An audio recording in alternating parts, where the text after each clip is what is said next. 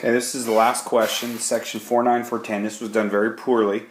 If you did the whole review, there was a question that was about a soccer ball, pretty much identical to this, except it said you had to get it under the bar. In football, you have to get it over the bar. Okay, so the fact that you want to get it over bar is it says, let's read the problem and then we'll figure out the inequality sign. The path of a football kicked from the ground can be modeled by the equation h equals negative 0.02 x squared plus 1.2 x, where h is the height in yards, some of you forgot yards, and x is the horizontal distance in yards from where the ball is kicked. The crossbar on the field goal post is 10 feet above ground. 10 feet above ground, feet are not yards, you better convert them. Write and solve an inequality to find the values of x where the ball is high enough to go over the crossbar. So let's just think about football. Here's sort of a side view of the crossbar. It's like this on the ground. And if you kick the football over it, it has to go over the bar to score. That means it has to be the height or the path of the football has to be greater than the bar. Okay, it has to be greater than the bar. So really this, you want the height it's kicked over. Sorry, just change it backwards. You want the path to be bigger than the height of the bar. Okay, that's what we want here. Now, in order to figure that out, we actually need to, and this, remember, x's, these are horizontal distances. This is a vertical distance. Okay, so we want to know how far away, because think about the situation.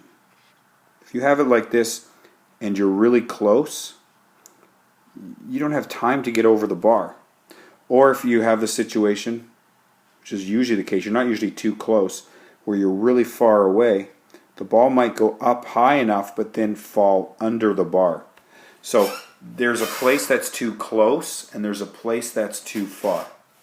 Okay, this is too close, you don't have enough time for it to rise, and this is too far. So that gives you an idea that we're going to have values just right. It's going to have to be between those two values. So that is another way to look at it, okay?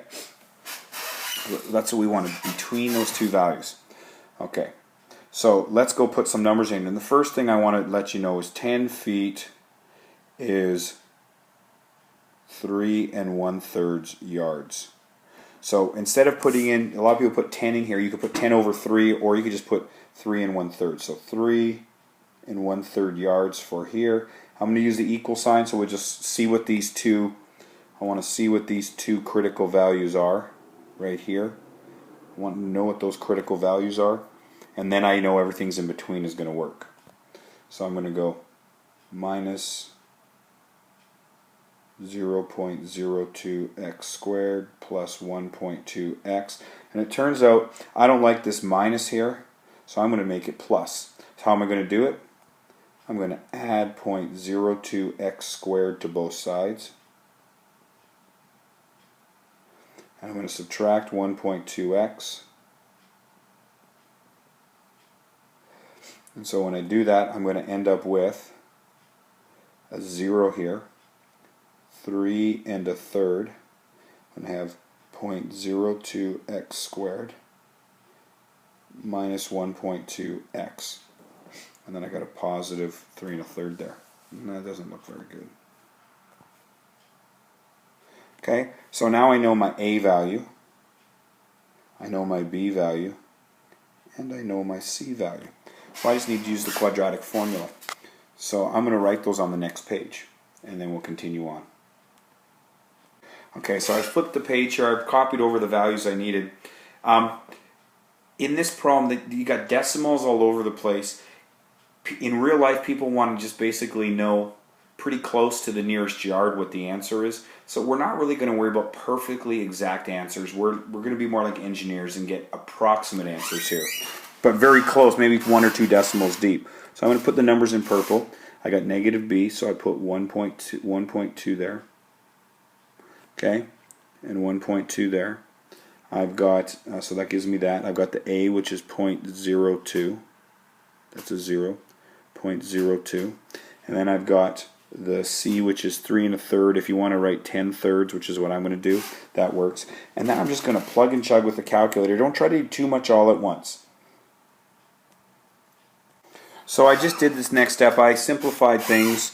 1.2 squared was 1.44, and then I did -4 times 0.02 times 10/3, and I got this. It's -0.0266. Now I'm going to subtract that from 1.44. And that gives me x is -1.2 plus the square root of 1.73 with the 3's repeating all over 0.04. So what I'm going to do is I'm going to then divide this into here. I'm going to turn this thing into a decimal. I need to get my minus sign. I forgot to put that in, plus or minus there. So I'm going to split it up here. So what does that give me? Now I just noticed a big error. I copied this over wrong. This should be a negative. So that should be a negative. So this should actually become in here a negative sign. So that makes this a positive and a positive, and this is a positive 30 and a positive 30. It turns out I get forgiven. That negative ends up becoming positive, so not too much damage done, but I should have copied it over correctly, so that's my fault. I just didn't copy this over correctly. So if you got confused, I apologize. And then I've got this plus 1.083 over 0.04. A lot of people forgot the 0.04, and when you simplify it, you get the following numbers. So I did some work while I had it paused there, and it turns out I get about 3 yards, but less than 57 yards.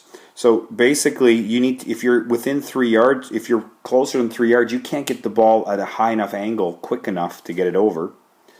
And then if you go beyond 57, it starts falling too fast. It's fallen too far below that will never cross the bar. So that's what you're looking at in this problem.